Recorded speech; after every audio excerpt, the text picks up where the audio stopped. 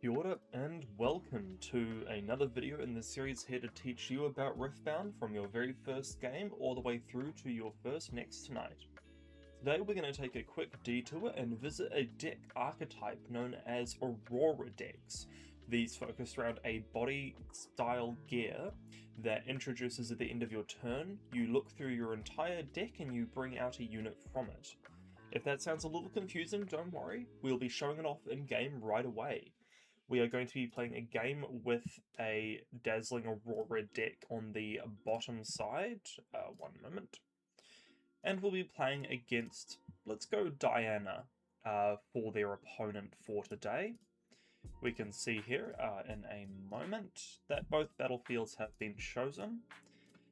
And I will quickly note that we are going to be using Sivir as the Aurora base. Now, Sivir says when you recycle a rune, that is at any time, you may exhaust me to play a gold gear token exhausted. Diana's is when there is a showdown, you may tap her in order to create an energy, and that energy can only be used during a showdown. These are both really powerful legend abilities depending on your playstyle and how you actually perform during the game. Sivir will be getting their turn first, and I'll just quickly rush through the mulligan stage for both teams. That looks good. And the Sivir will begin by tapping 2 and playing out a Treasure Trove. Treasure Trove says when this leaves the board, so that could be through either death, return to hand, or shuffled back into the main deck, any way that it leaves the board, you then draw 1 and channel 1 rune exhausted.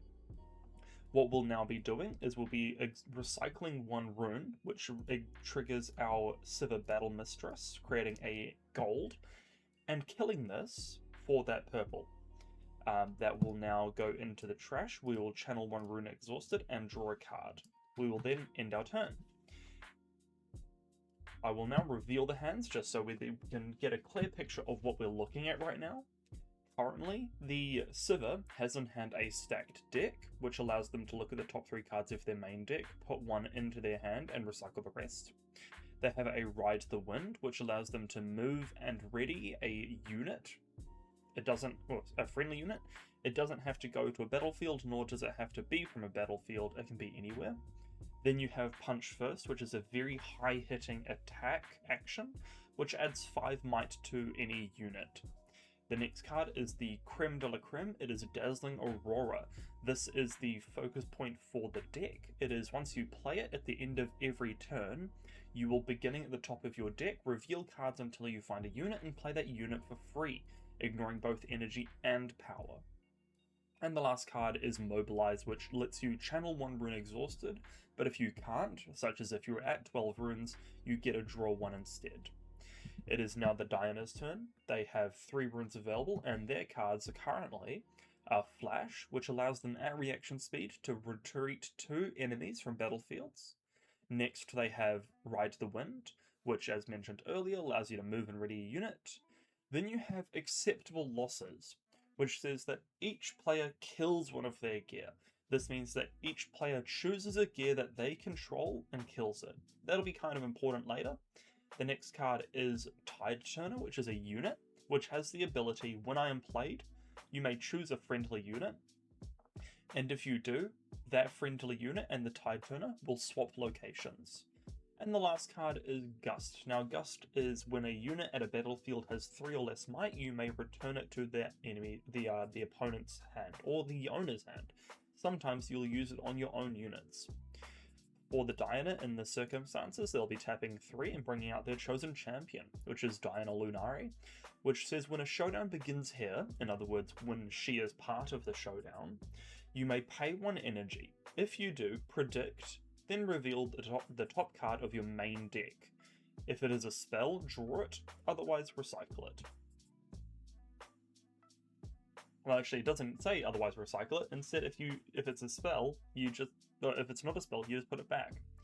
It is worth noting that this card has had some recent controversy regarding whether or not you actually have to pay the 1 energy in order to play it, to do the spell and draw 1.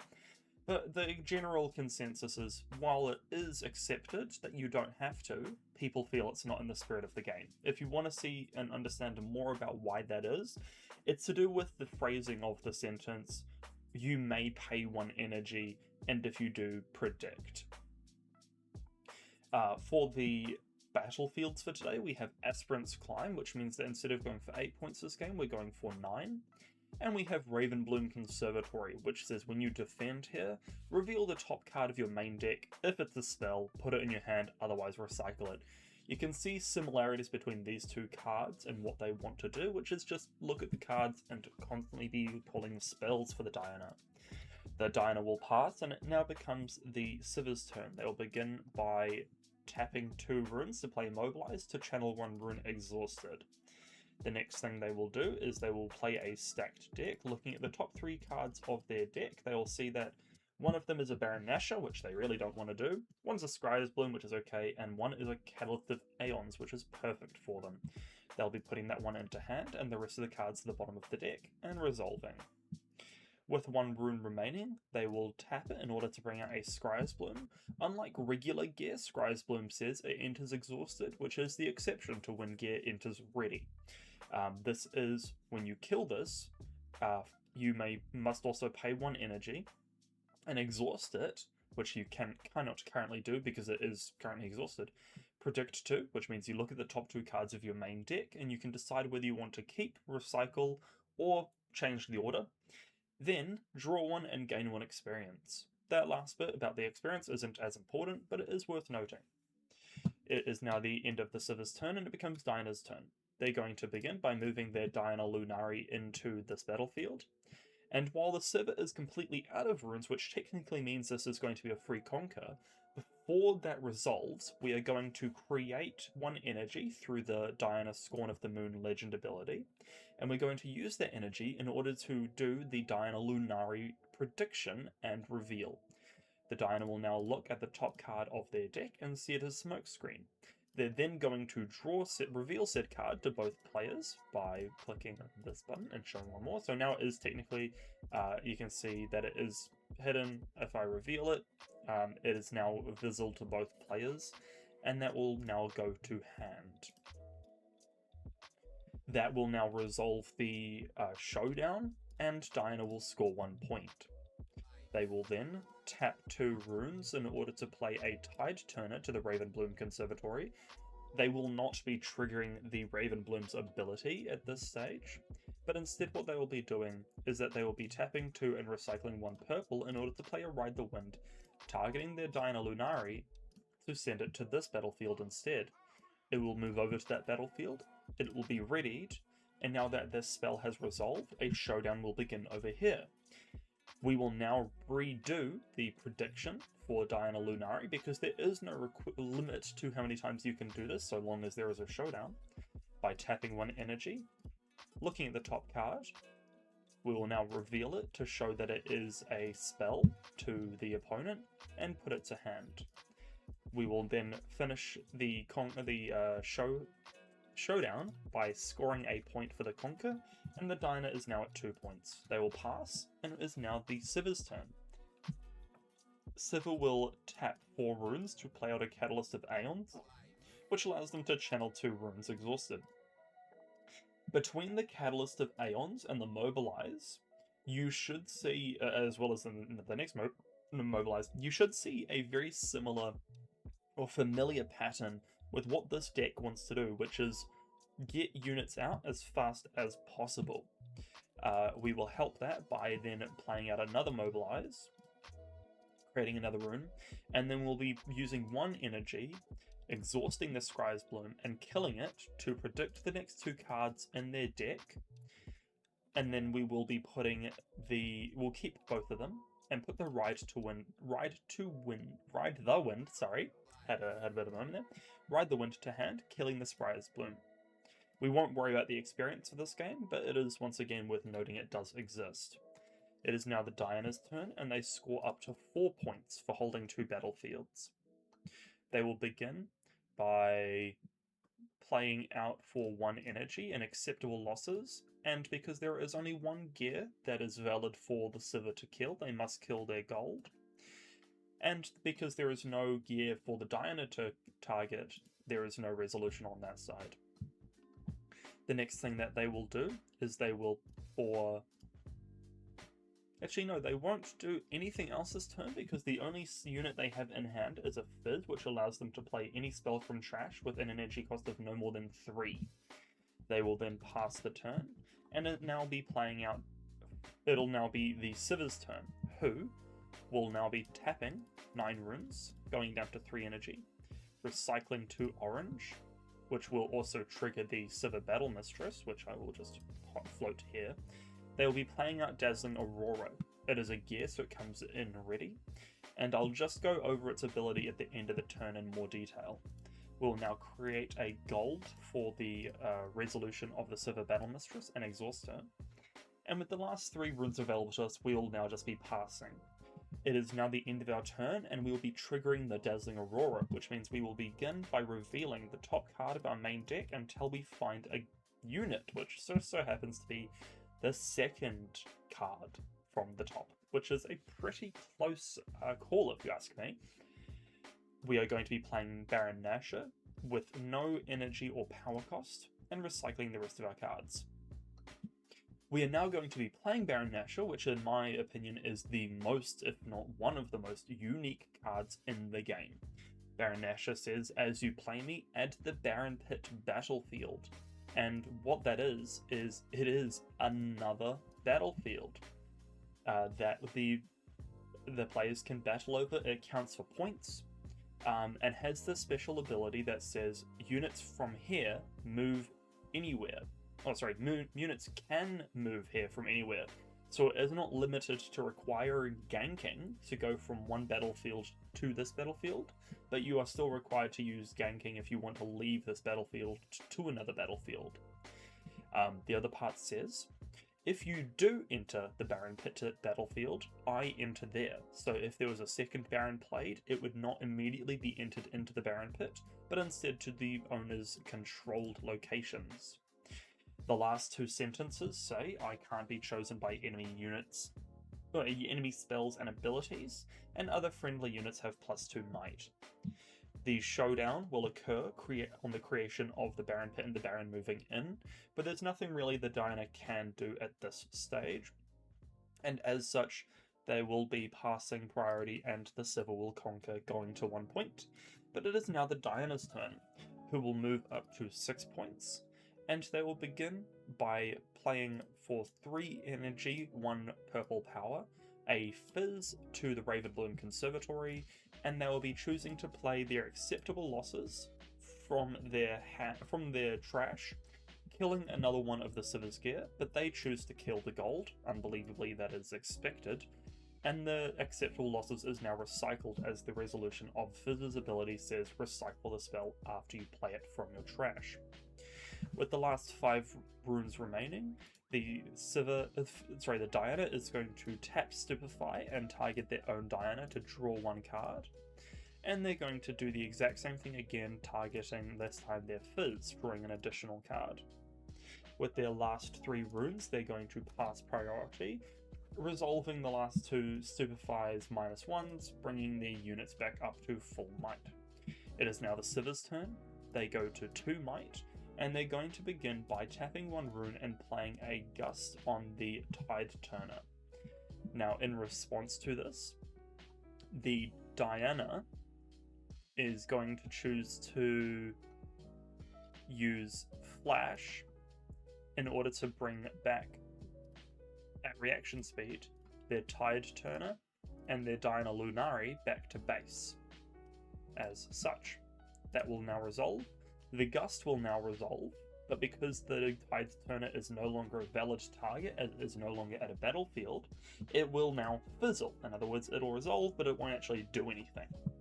The next thing that will happen is the Sivir player will tap to recycle 1 purple, creating a gold for the Sivir Battle Mistress trigger, and they will move Baron Nashor through the use of Ride the Wind over to Ravenbloom Conservatory, readying it.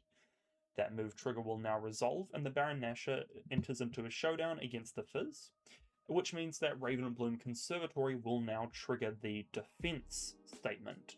When you defend here, reveal the top card of your main deck. If it's a spell, put it in your hand, otherwise recycle it.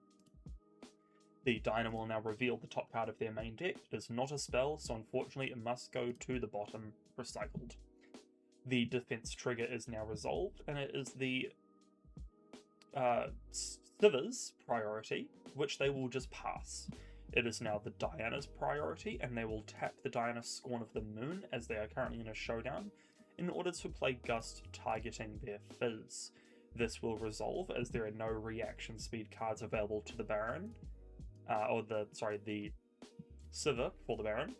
The Fizz is returned to hand, showdown concludes with the Baron scoring a point, and the last thing they will do is they will just stay here, but for 1, 2, 3, 4, recycle 1 purple, they will be playing out their Sivir Mercenary. It is worth noting that because no enemy units died, Sivir's Battle Mistress does not reset.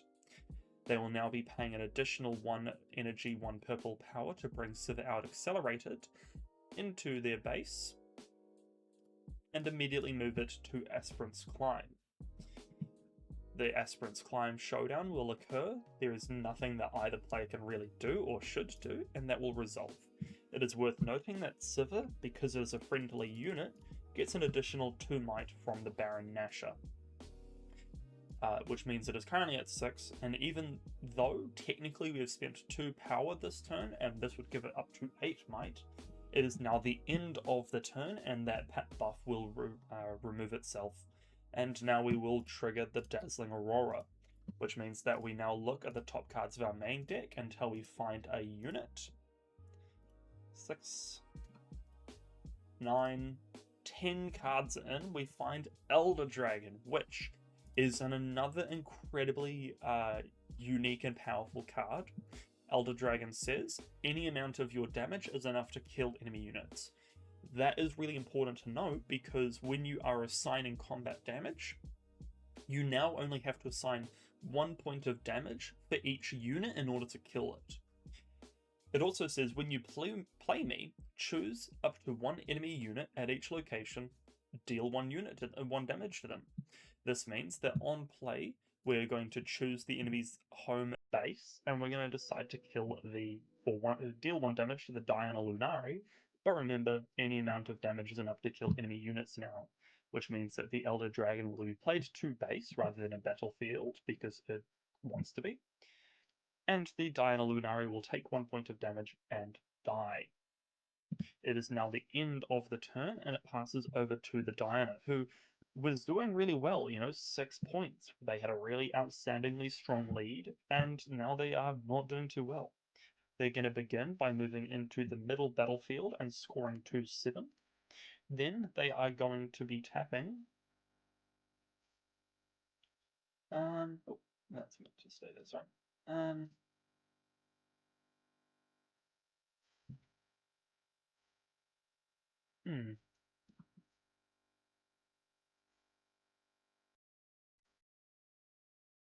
So what I'm currently thinking is we have a Tide Turner for 2 might, and we need some way to get onto another battlefield this turn. We're thinking that we'll use Tide Turner and play over to this battlefield, and it will be a 2 against 6, but through a combination of the Smoke Screen giving 4 might this turn, minus 4 might, bringing her down to 2 might, and the ability to give an additional minus 2 might with no limiter, means that we can bring the Sivir down to a grand sum of 0. Alternatively, we could, because this is only 2, play out a Fizz and use it in order to stupefy the Sivir, giving us an additional draw, putting it down to 5, and then with the Smoke Screen it would go down to 1. While the Sivir does have 4 runes available to them, we have a Hard Bargain, and Hard Bargain says that you may counter a spell unless its controller pays 2. You can repeat this for an additional 2, so the controller would have to pay 4 runes in order to play a spell, which is exactly how many the Sivir has, which means if the Sivir had a 1 energy spell such as Punch First, if you played Hard Bargain on repeat, it now becomes 5 energy if you want to resolve it, which is pretty powerful. The only issue with that is the alternative at this stage is we could smoke screen the Sivir and then play the Fizz to gust it back to the owner's hand, but at that stage you're just returning it back to the owner's hand, and that's not going to be as effective. I think that we're going to do a combination of both of those actions, where we're going to keep the Tide Turner here. We're going to play a Fizz to this battlefield in order to stupefy it, to reduce its might by 1, and then we'll play out a Moonfall, reducing it by an additional 2 and bringing it to the center battlefield, reducing its might to 3, and that way the next card we can play is going to be a Smokescreen if necessary. Because at that stage it would be a 3 against our 5, and if they do have a way to bolster, we obviously still have the Hard Bargain or a Smokescreen if we wish to just counter it. So now with all of that thought about, we will now tap 3 Recycle 1 to play a Fizz to the center battlefield, and for free we will play a Stupefy, which allows us also to draw a card, and targeting the Sivir. That will resolve, and the Sivir will go down to 5 might. We draw Hui. Hui has a movement trigger ability, which is very powerful, and we will want to get him out eventually. But for now, what we're going to do is we're going to continue with our thought process by tapping 3 Recycling 1 in order to play a Moonfall, targeting the Sivir to the center battlefield. The Sivir will now move over, going down 2 might and resolving. The Sivir is at 3, a showdown begins, which means that we do have the extra Scorn of the Moon energy, so that we can play, if necessary, the Hard Bargain on repeat or the Smoke Screen. For the purposes of this, we are going to pass priority, and it now becomes the Sivir's priority. They're going to tap 1 orange Recycle 2 in order to play a punch first, targeting the Sivir. But before this resolves, we are going to...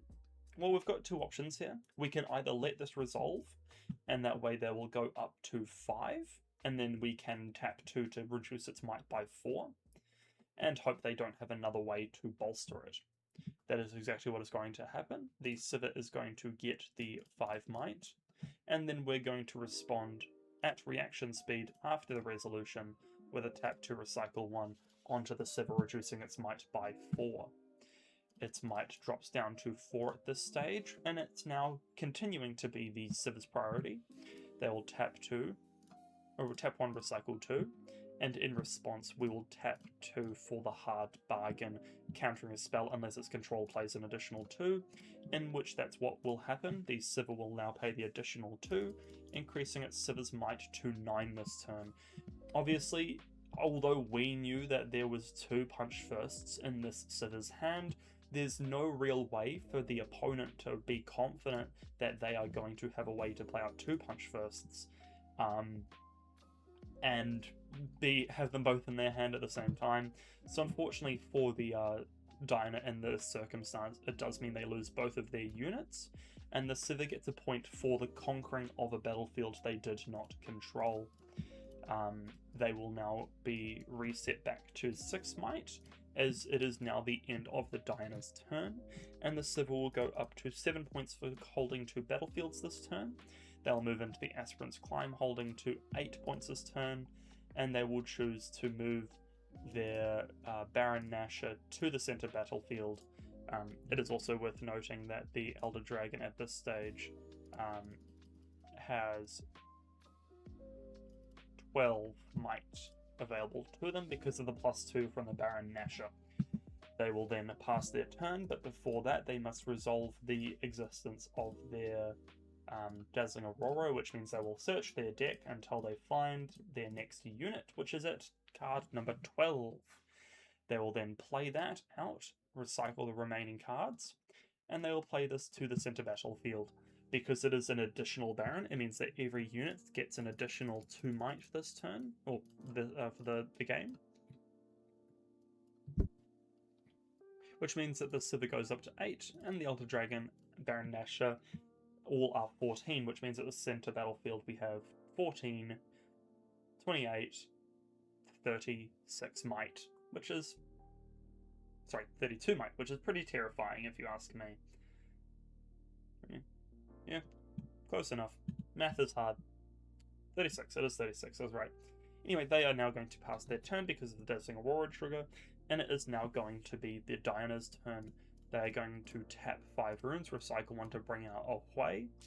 They are then going to, for 2, recycle 1, use Ride the Wind on the Hui over to the Ravenbloom Conservatory. The spell will then ready him, and it will resolve. Hui says, when I move, draw 1, then discard 1, then do one of the following based on the discard. We will now draw 1 and pull a stacked deck, and we're going to choose to discard the Traveling Merchant to give our Hui plus 3 might this turn, bringing him up to 8. On Showdown, we're going to play out the Diana Legend ability, which gives us 1 energy, and we'll look at the top 3 cards of our main deck. And we do find the card I was hoping to find, but unfortunately for us, we don't have the energy to play out a Ride the Wind in the hopes that we could then Ride the Wind move the Hui back to base, as this will now resolve. Going up to 8, move back to base, we'll trigger the move. We'll see that we got a gear. Oh, actually, it's not over yet. With the removal, it's a spell, unfortunately. I was hoping it was a gear. So gear says ready up to 2 runes. This is gear kill. We will then discard that in order to draw an additional card.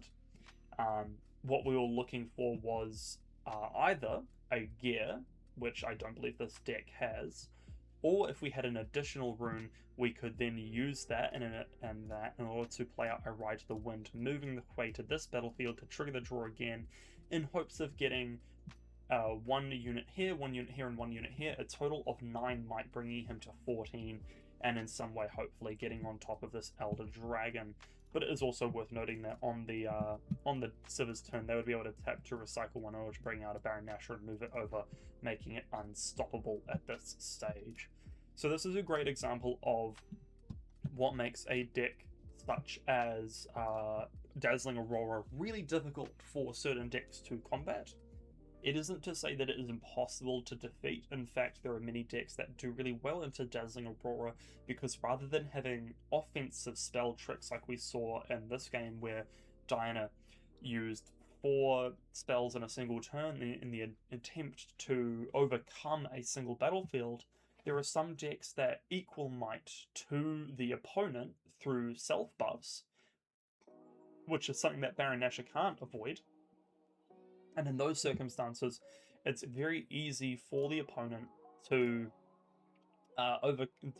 defeat the units that come out of Dazzling Aurora.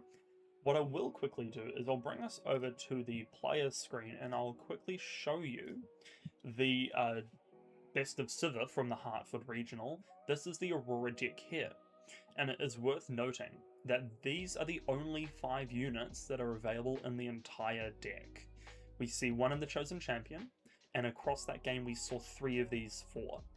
The only way that they have a way to recycle these cards back into their deck is through the use of Last Rites, which says that when you equip it, you must pay a purple and recycle 2 cards from your trash, and that the play or conquer or hold trigger is you may play a unit from your trash, you still pay its costs, which are energy and power. Which means that when you hold, you can technically play out one of these units if you can afford it.